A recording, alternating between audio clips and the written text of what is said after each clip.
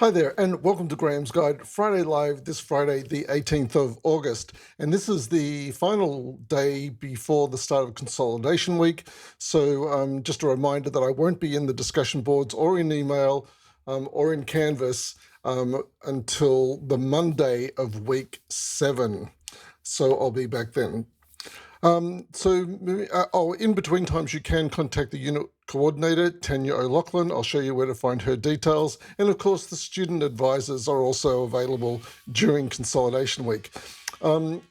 Speaking of contact details, let me show you where you can find those details.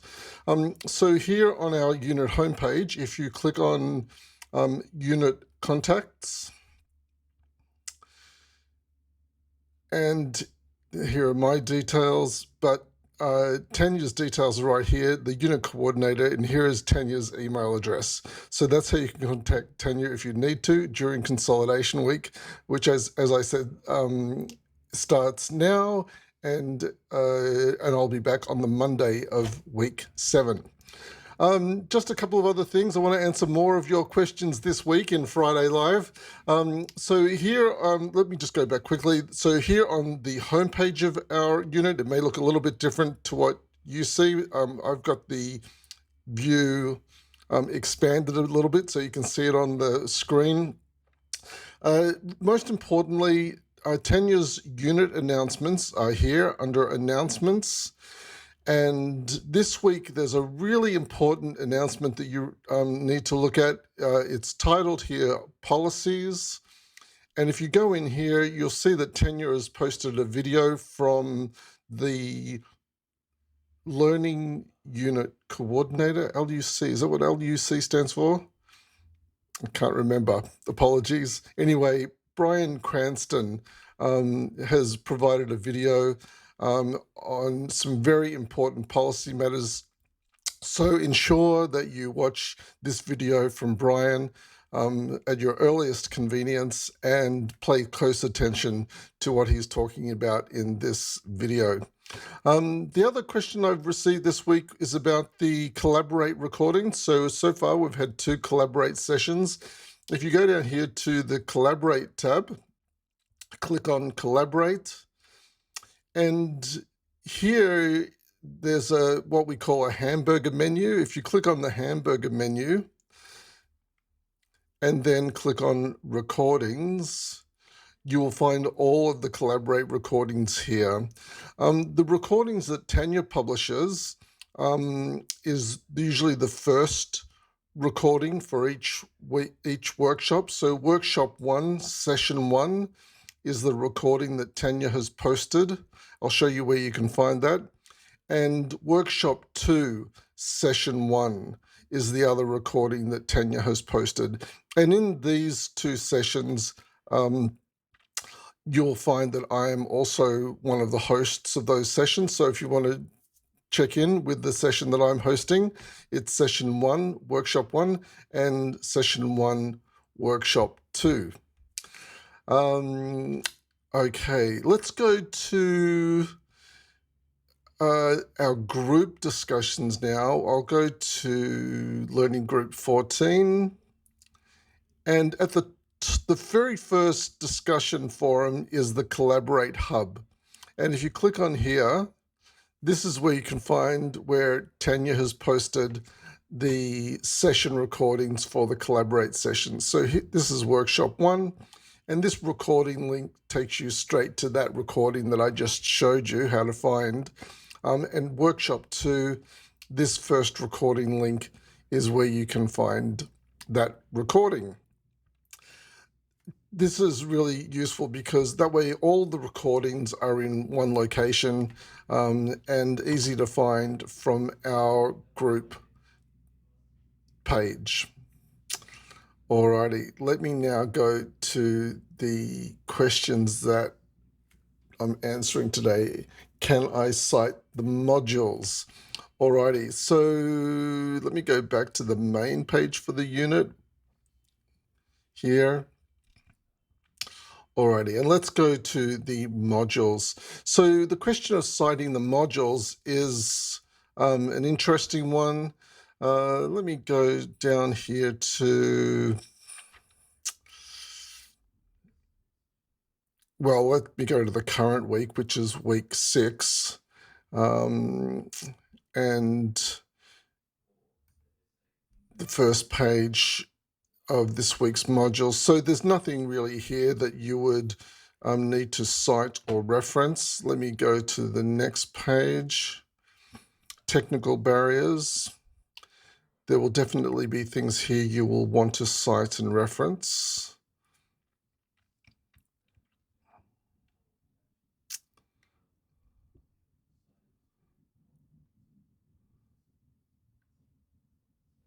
So there's a link here and a link here. Oh, maybe there isn't anything here that you really need to cite or reference. This is more informational. Let me go to the next page in this week's module. Cognitive barriers. So there are some theories mentioned here. If we go down, deep processing, Pomodoro technique, and mind mapping, these are strategies. These are not necessarily theories, but you may want to cite them. So if you want to cite, you could do some wider research on deep processing or Pomodoro or mind mapping. You could do wider research and cite that. At the bottom of here, there are additional sources. So you might like to cite these sources. Sophie Bridges' article is very good. The SAIC article on deep processing is also very good. And FOS is a commonly cited article in this unit on the Pomodoro technique. Now, you don't cite these modules because the modules actually just provide a summary of these articles. You need to actually go in, read the article, and cite the article itself. So I'll just right-click and open this article in a new tab. This is the article here by Sophie Bridges, and you need to read this article, and then if you find information here that you think would help support your writing, then you can refer to it, and then you can cite and reference it. But if you're having difficulty with the citation and the reference, you can, and I've shown you this before, you can find these references in the unit reference list. And you do that by we'll go back to the modules page, scroll to the very bottom of this page. We've done this before many times, and click here on the unit reference list. And then if we scroll down to week 6, you will find these references fully formatted in APA style. So here's the Sophie Bridges article. You can just copy and paste this, provided this is correct and it looks correct to me. You can just copy that into your reference list. And if you're using the citation, you would just use Bridges, 2014 as the citation. FOS is here also, and here's the SAIC source as well. So this is where you can just copy and paste these references into your reference list, and then make sure that you do the appropriate formatting for the in-text citation. All right, how many references should you be using in your write-up? Let's go now to back to the discussions. Where do I want to go? We'll go back to group 14 and to the assignment 2 Q&A.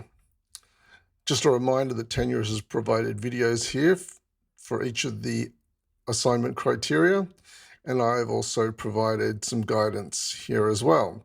And if you scroll down, you'll find that I've provided a suggested structure here.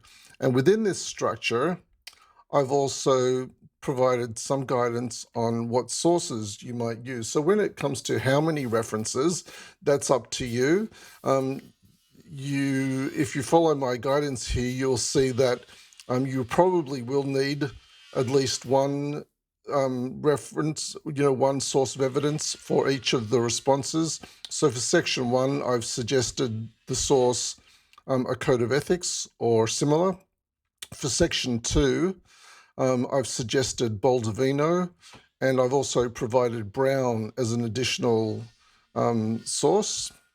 In section 3, clearly the Future Work Skills 2020 report needs to be cited and referenced. So I've provided that here as well, and I provided an updated version of the Future Work Skills report as well. So this, if you want to cite this, you would have to create the citation yourself, but that is probably good practice, working out how to cite and reference this additional source, the updated version of the Future Work Skills reading. And then finally, in the final section where you're proposing the solution, I recommend that you cite the code of conduct or a code of ethics or similar document again. So that question about how many references, this is what I would suggest is the bare minimum for each of the questions that you're responding to. I did get a question today that implied that the student was going to be writing an essay response for this assignment. And I just want to reiterate that assignment 2 is not an essay. It's a series of answers to questions. I've provided a suggested structure here. Let me go down and find that suggested structure. Here it is here. Assignment 2 structure. And in the assignment 2 assignment brief, you'll find these 7 questions, and I've created a structure where you can create 4 sections. And section 1 answers the first 2 questions. Section 2 answers the third question. Section 3 combines questions 4 and 5, and the final section combines answers to questions 6 and 7.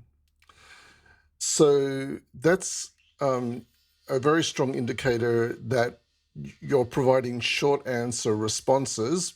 And when I say short answer, I recommend that you write about 400 words for each section so that your final assignment response is about 1,600 words altogether.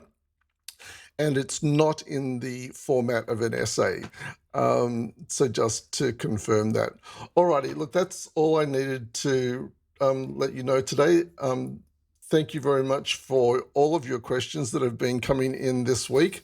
And during consolidation week, if you can find time for a break away from your studies, that would be great. But of course, if you're playing catch up and you need to, go back and review earlier weeks that we've already done in this unit, well, then that's a great time for doing that as well.